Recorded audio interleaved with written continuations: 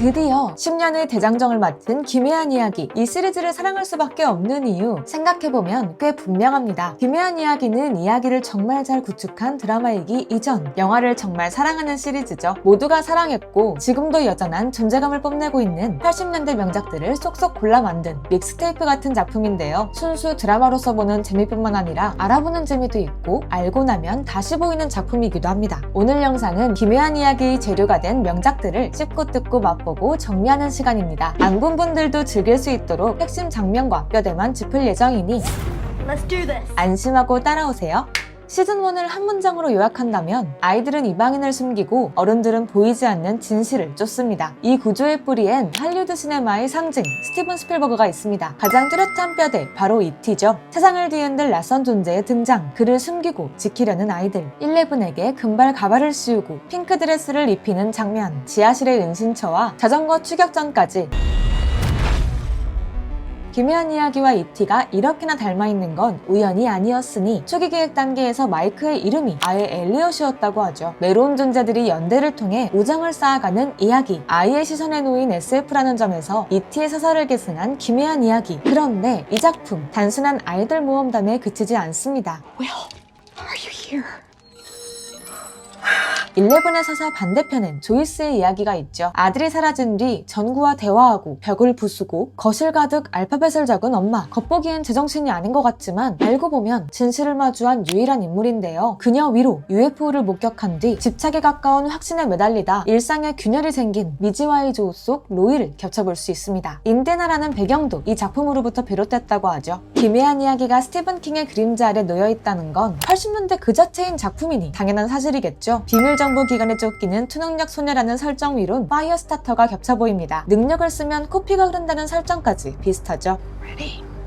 11은 능력을 쓸 때마다 물탱크에 들어갑니다. 감각을 차단해 의식을 확장시키는 건데요. 부유탱크 아이디어는 상태계조로부터 영감을 받았습니다. 감각 차단과 약물을 통해 의식의 확장을 실험한다는 MK 울트라 실험의 토대 역시 이 영화 속 설정에서부터 비롯됐죠. 여기에 이 너드들이 세상을 이해하는 언어, 바로 스타워즈입니다. 요다의 포스의 11의 초능력을 비유하거나 Do you seriously want to fight the Demogorgon with your wrist rocket? That's like R2-D2 going to fight Darth Vader. 11 없이 위를 찾겠다는 말을 R2D2가 다스베이더와 싸우러 가는 것이라 받아들이는 친구들의 대화를 듣고 있자면 친근함이 들 수밖에 없죠. 스타워즈를 향한 이들의 사랑은 시즌을 거듭하면서 계속 이어지기도 합니다. Never tell me the odds.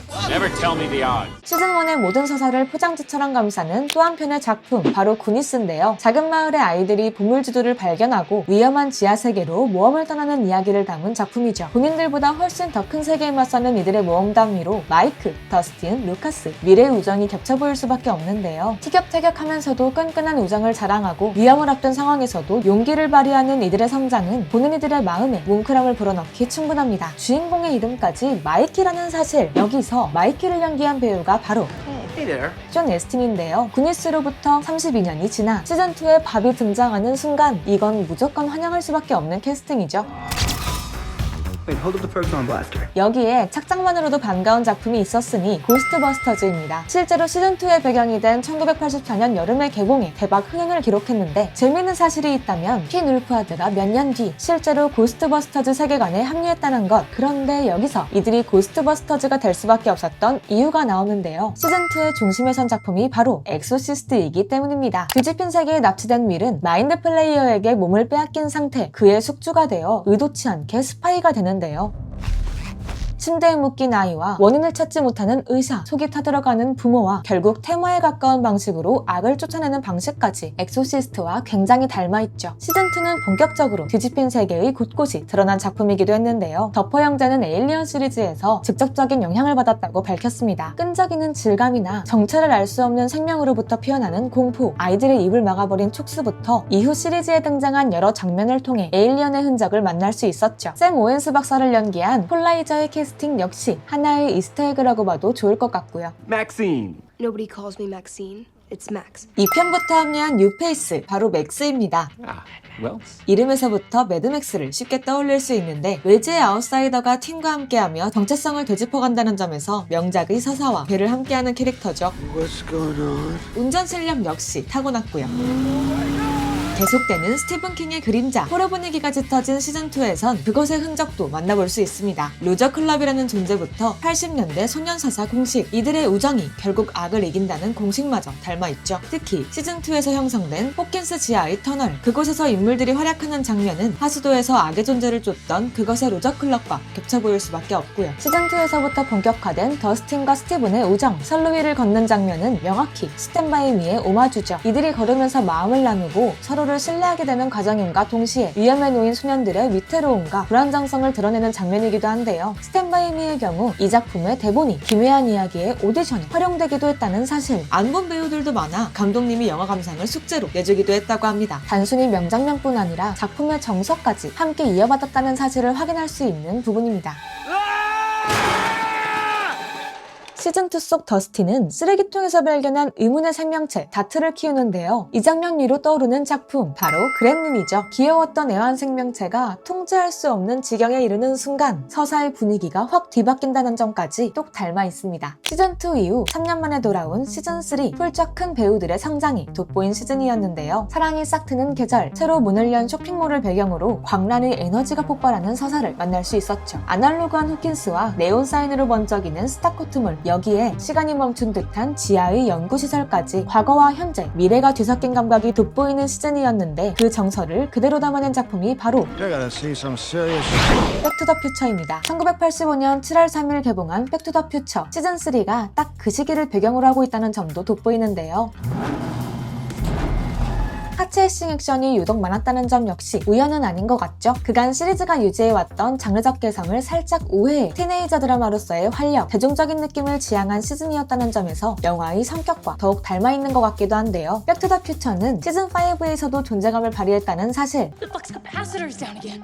Is that bad? I mean, it could be. 플럭스 커패시터는 닥 브라운의 시간여행 장치, 스티브가 뒤집힌 세계로 질주하던 장면 역시 백투더퓨처의 하이라이트 씬과 닮아있죠. 시즌3는 솔직히 비위가 약하신 분들은 보기 어려운 시즌이기도 합니다. 사람을 녹여서 만든 마인드 플레이어가 등장하잖아요. 환풍구나 문틈도 문제없던 멜팅한 바디오러의 원조, 우주 생명체 블럽에서 만나볼 수 있었고요. 마이크집 지하실 벽에서 존재력을 뽐내고 있었던 바디오러의 클래식 더싱, 신체 조직을 녹여 만든 크리처가 등장한다는 점에서 자연스레 연상될 수밖에 없는 작품인데 루카스와 클라크 선생님이 직접 친절하게 언급하기도 했죠. Melted plastic and microwave bubblegum.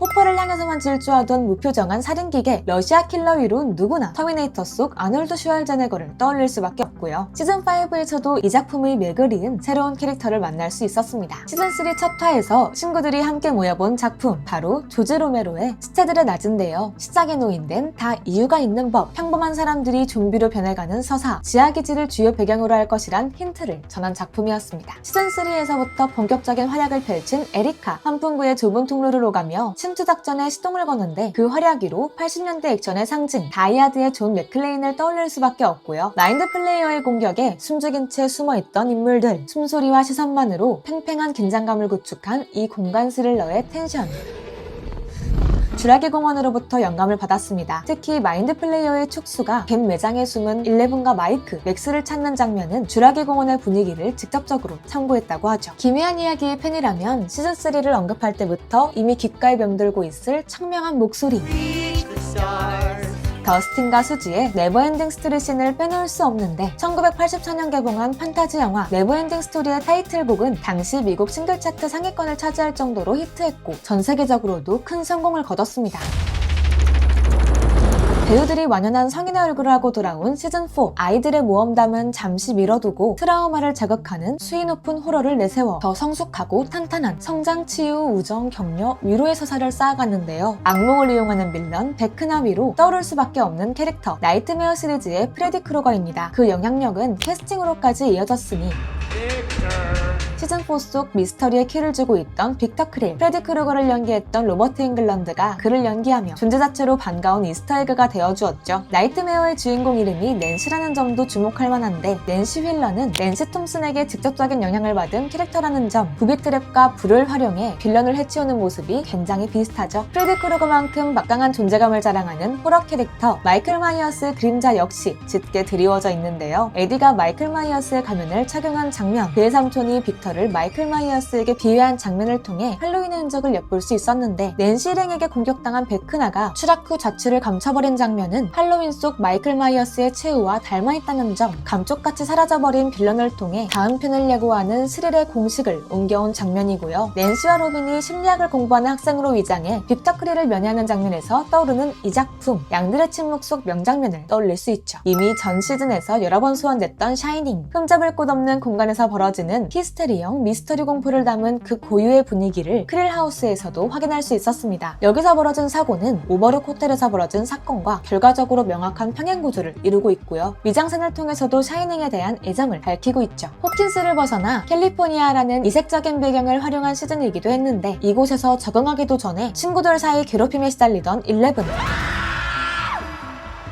11이 본인의 능력을 컨트롤하지 못해 괴로워하고 결국 폭주하는 장면 위론 테리를 떠올릴 수 있습니다. 시즌 1, 2가 귀염뽀짝한 아이들의 모험담, 시즌 3, 4가 호러 하이틴 드라마의 성격을 띠고 있었다면, 지난 시즌을 통해 선보인 모든 요소를 대통합하고 무게중심을 잡아내야 하는 시즌 5는 홀리를 새로운 주인공으로 내세우며 각기 다른 성격들의 시즌들 사이 균형을 이뤄내는데요. 그런 의미에서 가장 돋보이는 레퍼런스,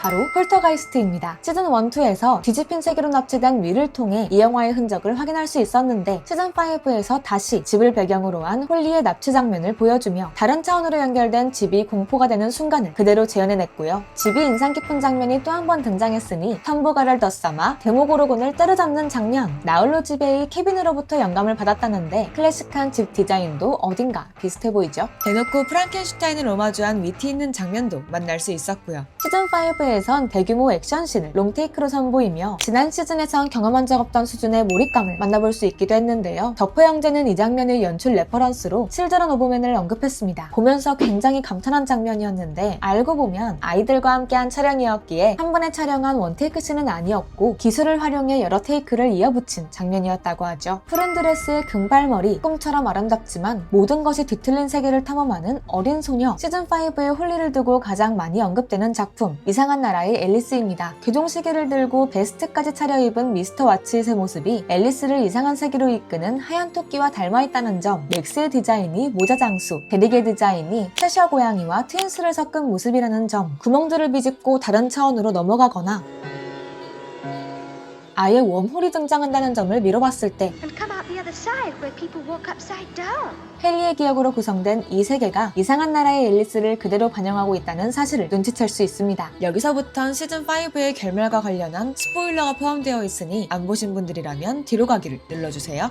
Wow. 피날레에 등장한 베크나 본부의 정체, Oh my god. 바로 마인드 플레이어였는데요. 마른 나뭇가지 모양의 본부, 알고 보면 다크크리스탈 속 이미지와 굉장히 흡사합니다. 그런데 이미 시즌 1에서 힌트가 나왔다는 사실, 이 작품의 포스터도 만나볼 수 있었고요. 덕후 형제는 시즌 5 관람전 참고하면 좋을 작품 중 하나로 이터널 선샤인을 꼽기도 했는데, 특정 기억 속으로 도망친다는 설정이 비슷하기도 하지만 몬톡이라는 배경이 굉장히 상징적인 작품이기도 하죠. 포포와 조이스의 새로운 보금자리가 될 장소로 몬톡이 선택된 데는 다 이유가 있었으니, 이터널 선샤인 얘기에서 조금 벗어나서요, 작품의 뼈대가 된 음모론, 마인드 컨트롤을 연구하는 인간 실험으로 비밀 스파이를 육성했다는 몬톡 프로젝트를 떠올릴 수밖에 없는 장치입니다. 시즌5의 엔딩이 계속 마음에 남을 수밖에 없는 이유, 이 작품이 결국 본인들이 가장 잘해왔던 방식으로 작품의 시작을 다시 한번 담아냈기 때문일 겁니다. 단순 오마주에서 한 발 더 나아가 우리가 이미 사랑해왔던 작품들의 사랑할 수밖에 없는 포인트를 녹여내 그와 비슷한 결의 이야기로 또 다른 세계를 창조해낸 넷플릭스의 대형 엔터테인먼트, 이스터에그로 소비되는 데에서 그치지 않고 과거의 명작을 즐겼던 이들에겐 타임캡슐을 열어보는 듯한 설렘을, 아직 그를 경험하지 못한 이들에겐 더 넓은 영화 세계의 게이트를 열어준 작품이었는데요. 기묘한 이야기는 본인들이 가장 잘해왔던 방식으로 이 거대한 세계의 시작, 자신들의 유산을 재현하며 막을 내리죠. 마이크의 지하실에서 펼쳐진 마지막 D&D, 마이크 엄마의 부름에 한 명 한 명 지하실에 안녕을 고하고 곧 텅 빈 이 공간을 홀리와 그의 친구들이 채우는데요. 11의 등장과 함께 시작해 그의 퇴장으로 마무리된 이들의 캠페인, 마이크와 친구들이 어린 시절에 문을 닫고 떠나는 이 순간은 극중 인물들의 작별을 넘어 이 작품을 함께 사랑해온 시청자들의 시간마저 닫히는 순간이었기에 더 오래 기억할 수밖에 없는 엔딩으로 남는 것 같습니다. 아직 떠나보낼 준비가 안 됐는데 마지막이라니. 여러분은 기묘한 이야기의 어떤 포인트를 가장 사랑하셨나요? 공유해주시면 이 파이널을 저 역시 더 뜻깊게 즐길 수 있을 것 같습니다. 지금까지 코에토였고요. 오늘 영상 유익하셨다면 좋아요와 구독 부탁드립니다. 새해 복 많이 받으시고 우린 다음 영화 이야기에서 다시 만나요. 감사합니다.